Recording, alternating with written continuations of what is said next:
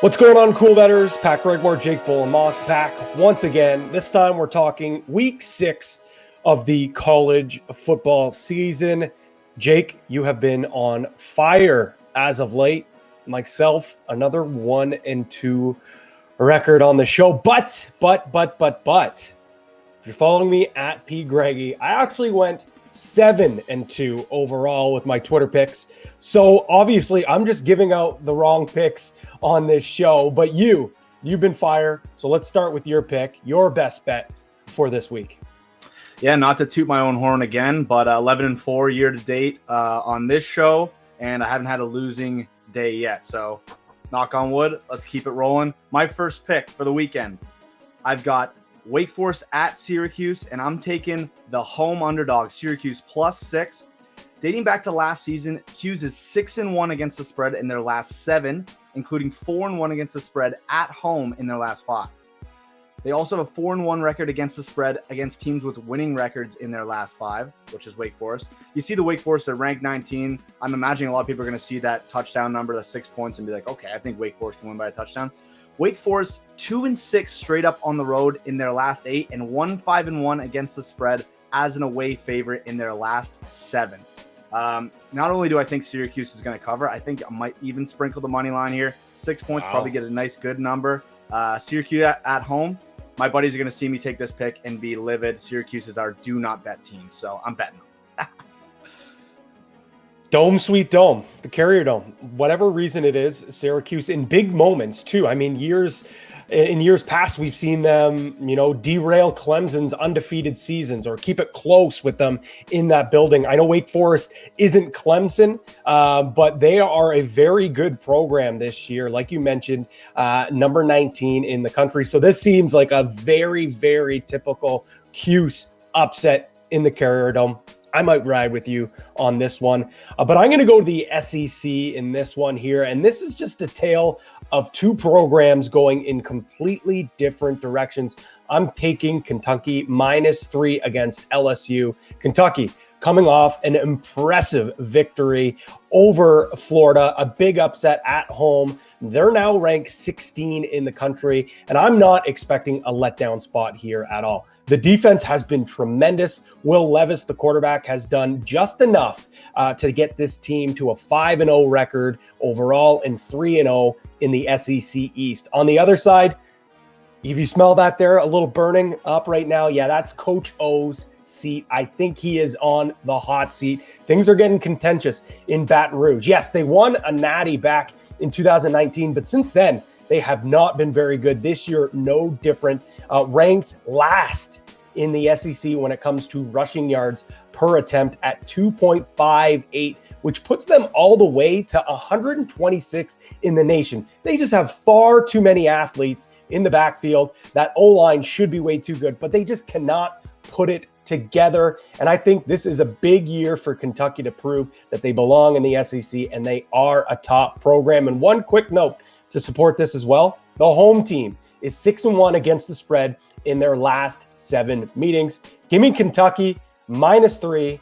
I absolutely love the Wildcats here, and I think they're going to do some damage the rest of the way through.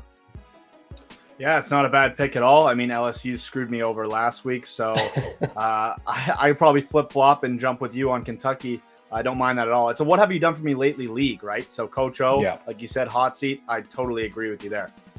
My second pick of the weekend, I've got Oregon State -3.5 at Washington State. Beavers 10-1 against the spread in their last 11 on the road. 5-1 against the spread in their last 6 against teams with a losing record. They enter this game 4-1 against the spread on the season with a margin of victory of 14.4 points. So 3.5. I like that number already. Washington State not so good lately.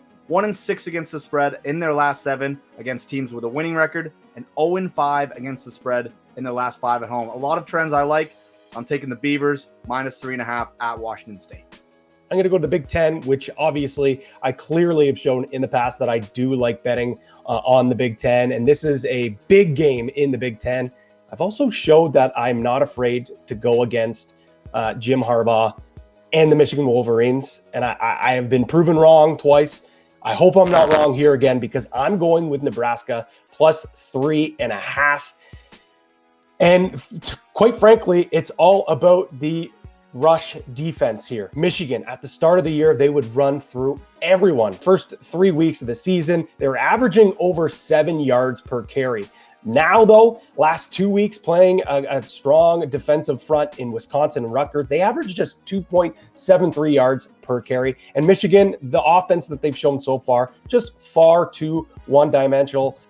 And on the other side, Nebraska, yes, ugly week 1 loss to Illinois. But since then, they're 4-0 straight up and against the spread. They're coming off a very impressive victory, 56-7 over Northwestern. And they've also put up some solid defensive performances against good teams in Oklahoma and Michigan State, only allowing 23 points again. Obviously, I'm biased here. I've faded Harbaugh, his khakis, and the Wolverines here. So play this with some warning, but I like it at 3.5. I know the line has moved to 3. I would still consider taking that as well. I also would maybe, if you're afraid, you think Michigan's going to win here, but you aren't too sure, maybe even go Michigan team total under, because they could still get the win. They could still cover, but I just don't see Michigan putting up a ton of points against a pretty strong Nebraska defense. Jake, your last pick of the week. Give it to me. Yeah, if you've been following along with this show, you know Pat has faded Michigan. I think this is his 3rd time now in 6 weeks. So, so far, he's lost both of those. So keep that in mind, guys. He is due. Michigan is due to lose against the spread. It's true. I'm just teasing him. Anyways, my final pick. I gave you an underdog. I gave you a favorite.